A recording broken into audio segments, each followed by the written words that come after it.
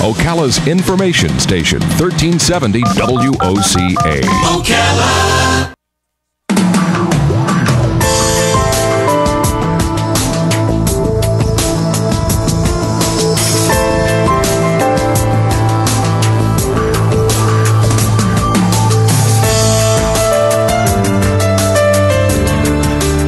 All right, 5 minutes after 10 o'clock. Thank you for tuning in this morning.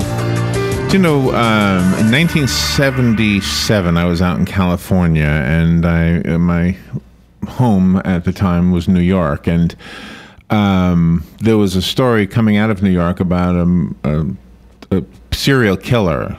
I think they were calling him Son of Sam. I think that's the story I'm trying to remember. And the fact that there was an unknown, mysterious person out there just apparently just picking people at random and killing them in the night wreaked horror, wreaked terror in anybody. I mean, it's a city of 8 million people, but yet one guy created this fear of terror throughout the whole city. Yeah, it was unbelievable. And well, no, it actually is believable. And then in more recent times, when the Boston bombing took place at the Boston Marathon, and there was the two guys who we suspect did that were on the run. The whole town was in terror. Everything was in terror, and then it even went over to New York because they thought, well, maybe the guy went to New York, and who knows? You know, this whole thing of terror is so scary because you don't know. You don't know. There's really nothing else to say. The reason it's scary is because you don't know. I mean, a war is terrible enough. But with a war, typically, at least in history, there's been a uniform or some kind of a flag or some kind of way of identifying who the terrorist is or the threat is. We have an awesome book. It's such a well-researched book as well. And the only thing I'm going to have trouble is pronouncing the author's name. I'm going to give it a shot and see how I do. Abayomi, Nurain, Mumuni. I probably said his name wrong, but he's written a book called Global Terrorism and Its Effects on Humanity. And there's a positive aspect to this too. It's the fact that terrorism will eventually end. He's going to tell you why he thinks it will eventually end, and that's the good news. Good morning, sir. I sure hope I didn't slaughter your name too badly. No, perfect. It's Abayomi, Nurain, Mumuni. You're on track, yeah. Okay, well, excellent. Where are you? Where are you calling from? Yeah, right now I'm in United Arab Emirates, UAE. Oh, okay. Okay, well, thank you for calling in. I think you're the first caller we've ever had from over there. Yeah, thank you. But you're in a part of the world right now that must be affected by terrorism greatly. Am I right? Oh, positive. You're right. Yeah. So, but you think it'll end eventually? Oh, definitely. It will end because if you go deeply into my book, I did mention that definitely we are getting closer because my conclusion on how the war on terrorism will end stem from the fact that if you look at it, nothing remains the same forever. So I believe that the twisted ideologies that are behind terrorism will change with time as the adherents, are confronted by changes in their environment as well. Secondly, but still connected with my belief in the inevitability of changes, I believe that if the Cold War ended and gave way to what we are recycling today, then there will definitely be an end to the present wave of terrorism, which I'm positive about. And if you look at it deeply, if you remember how passionate the Russians those days were about the communism and how convinced the West was its position to it. Even after the changes came in so fast, the advocates on both sides had no choice but to embrace it. So there's no two ways about it. Definitely, it's going to end. We are getting closer with the support of a country like America, that has paid grossly. Yeah. Definitely, grossly, financially, with the citizens, trying to make sure the world, we do not live in bondage. So we are getting closer. And with the technology here and there, so there's no two ways about it. I sure hope you're right. And it sounds like you are are you giving credit to technology for those changes, or is that going to be part of the reason why terrorism eventually goes away? You say, if you look at it deeply, you say those days, because the act itself has been lingering for so long, you know. If you look at it, let's talk about the belief that the Islamists, extremists, I really believe that Muslims will turn one day against the extremists in their midst. Well, that's what we hope. Due to technology, due to the technology, the cable news, and the social media environment, for instance, many closed societies are opening up for real, or are being exposed as a result of technology, because the whole world has become a global village, and it is shrinking further. And such openness is bound to expose the contradiction between the teaching of Islamic fundamentalists who sponsor or, champion the cause of terrorism and their lifestyle. Most Muslims are now getting to know what is happening outside their boundaries, outside their corridors, and are beginning to question lies told to them about perceived enemies. Who are the enemies? Yeah. This is already happening, as we see in the Arab Spring, as we earlier mentioned, that removed Gaddafi, Mubarak. Currently, we can see what the challenging authority in Syria, Iran. Look at what is happening in Iraq now, the ISIS. This has been lingering for so many years, because the history of Iraq, what is actually happening there, most people doesn't even know the foundation between the Sunnis and the Shias. Dates back 362 AD. The one common thing, Abayomi, the one common thing that you're saying there is religion. There's a religious fundamental extremist element to all of that, and I know this will anger some of our listeners, but the truth is, even hundreds of years ago, even in Christianity, there was extremists who made us cringe. I mean, we've all had histories where people in our color, in our religion, did things that we disapprove of.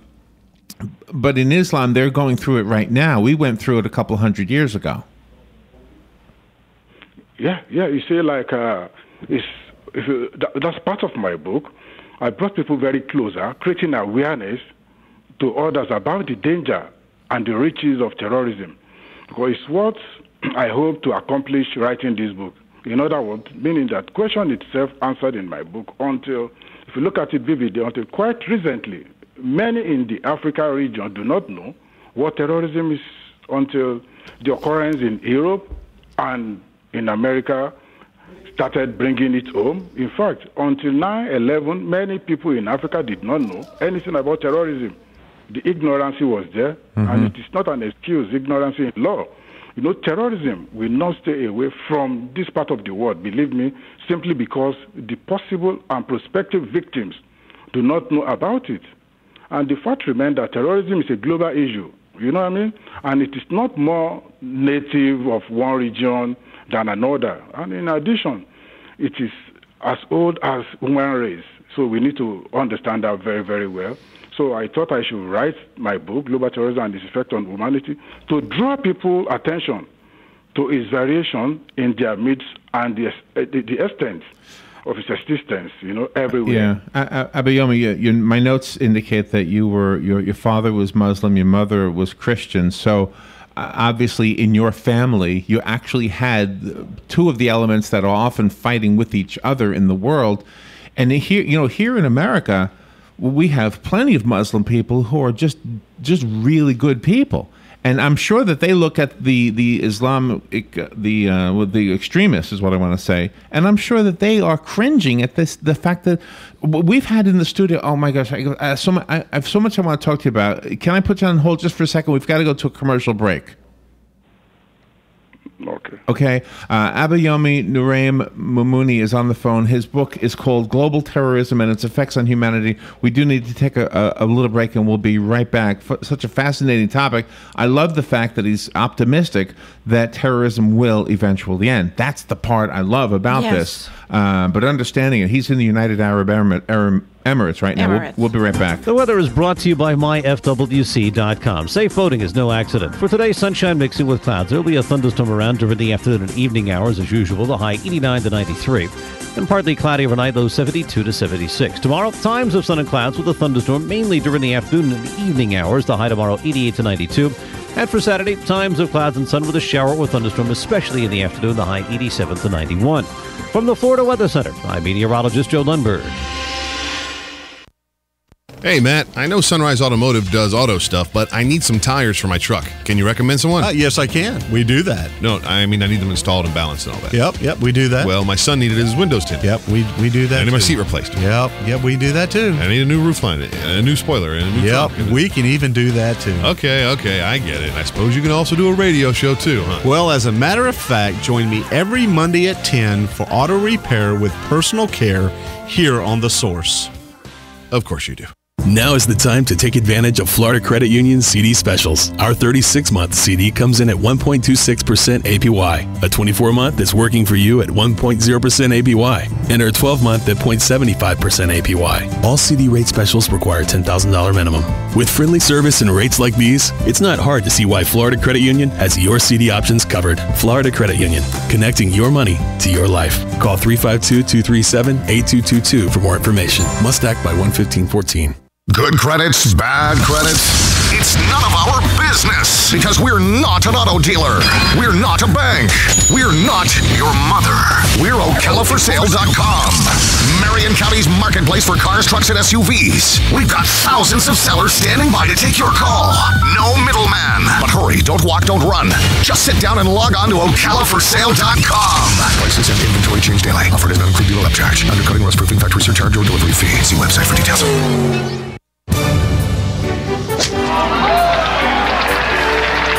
How good does it get? Golf has long been considered to be sport's most prestigious game, and WOCA has your connection to everything in the golf world. Every first and third Thursday at 10 a.m., tune in for Let's Talk Golf with your host, PGA professional and teacher to the stars, Jim Beckett, and operations manager for the Links of Spruce Creek South, Darren Irwin, right here on The Source.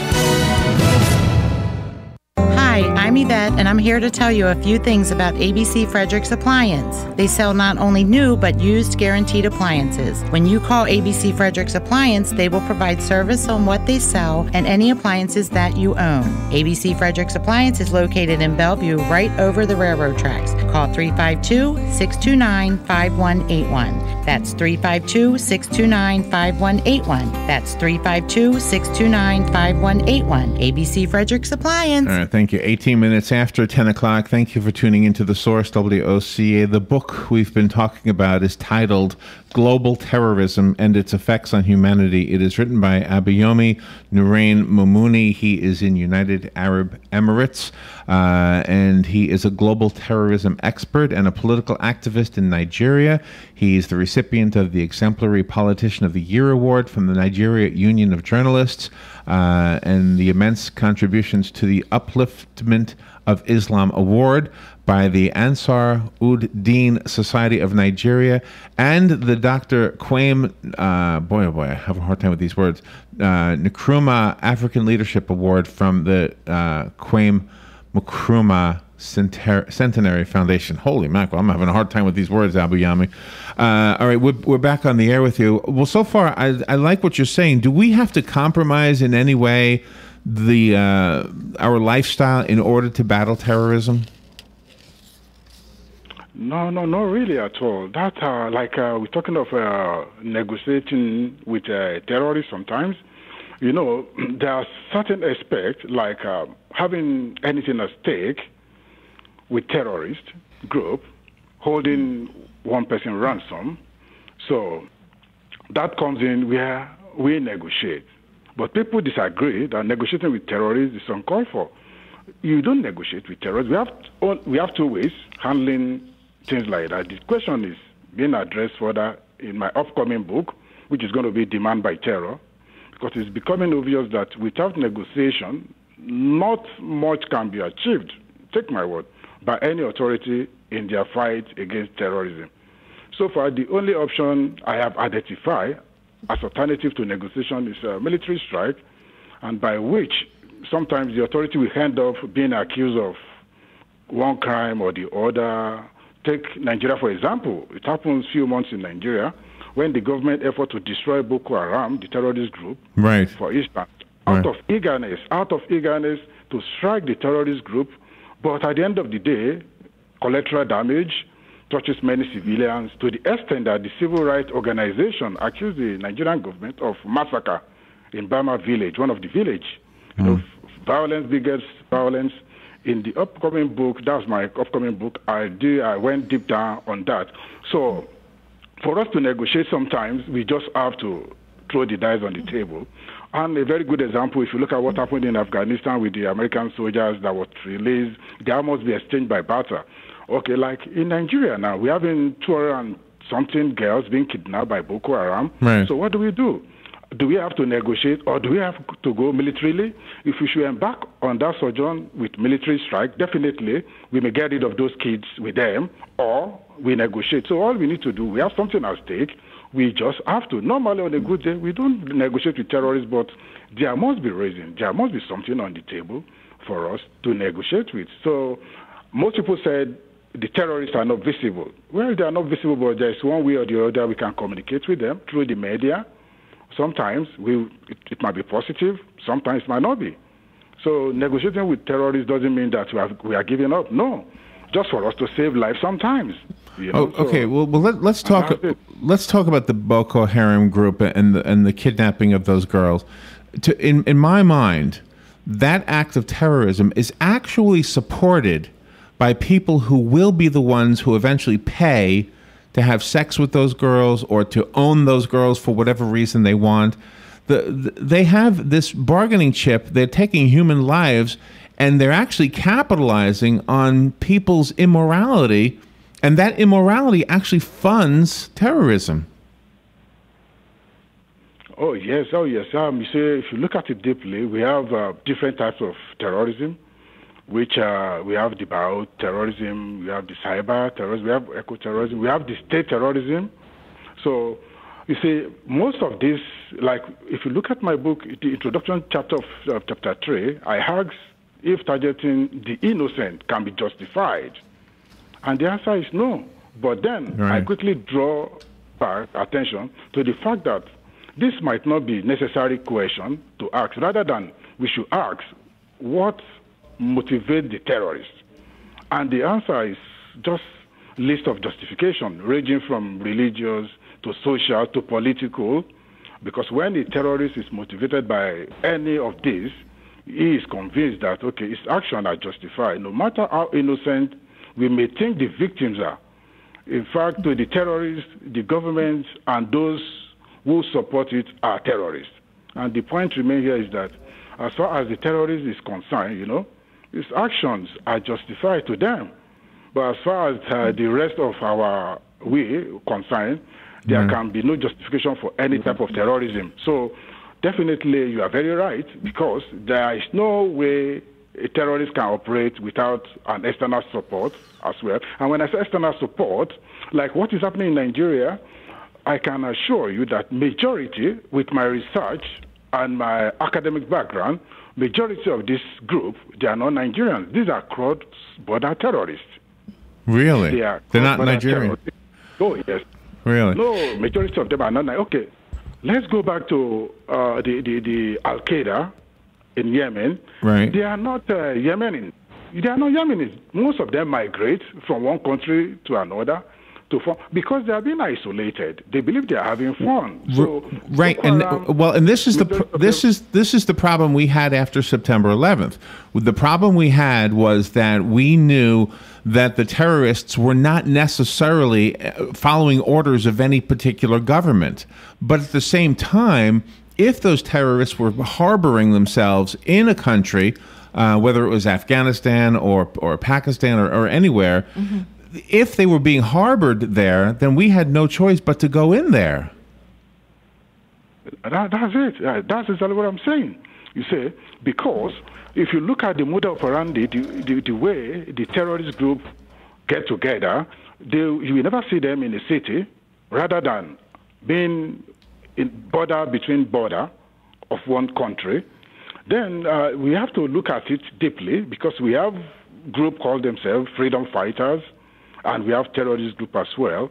So from freedom fighter, they will migrate to be terrorists, and at the end of the day, they franchise the terrorist network.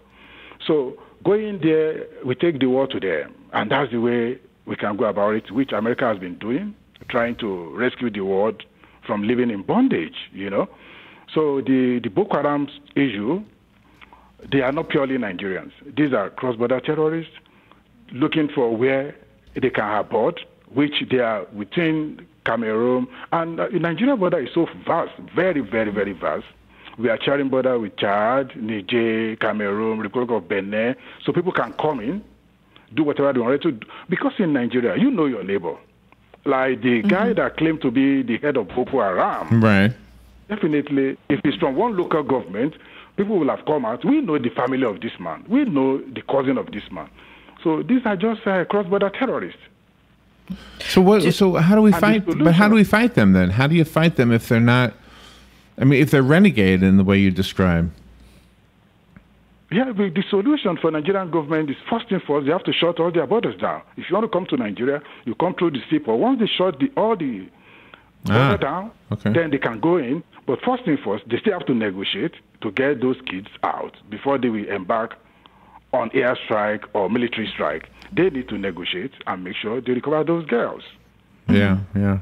Do you think that terrorists are now having a dual purpose, that they're really having all that unrest over there in Iraq and all those countries, and since the U.S. is sending all those troops over there, do you think then the terrorists are going to turn around and invade the United States because they know that our soldiers aren't here to protect us? Well, you say your soldiers are not only trying to protect United States of America. The soldiers are trying to protect the world because Americans, the United States, have paid dearly to save the world.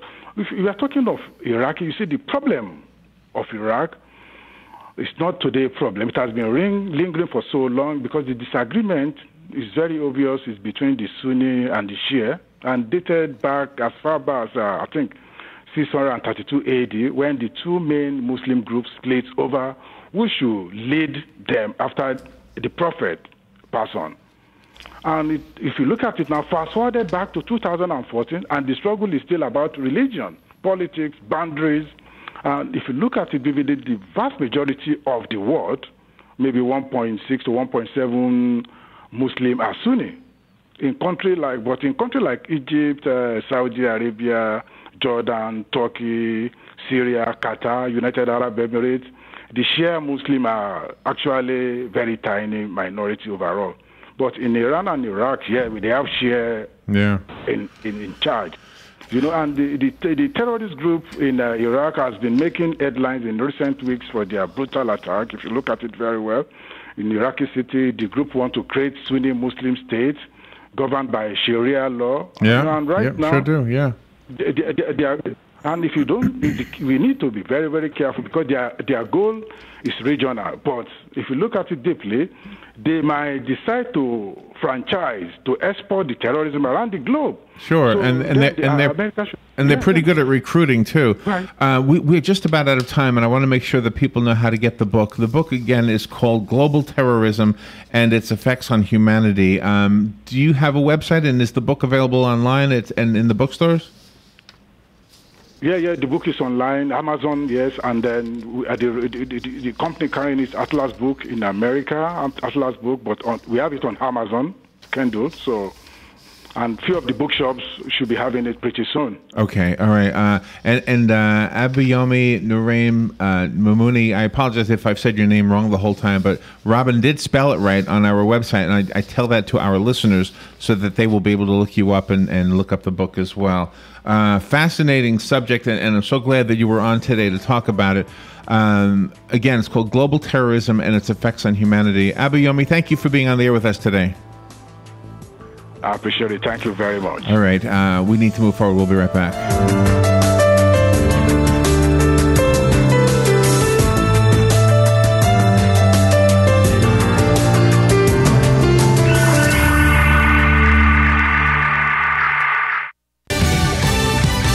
Fox News Radio, I'm Lillian Wu. International investigators finally get access to the crash site of the downed Malaysian plane. Ukraine's government saying it's called off military operations around the crash site just for the day, and a small group of investigators are now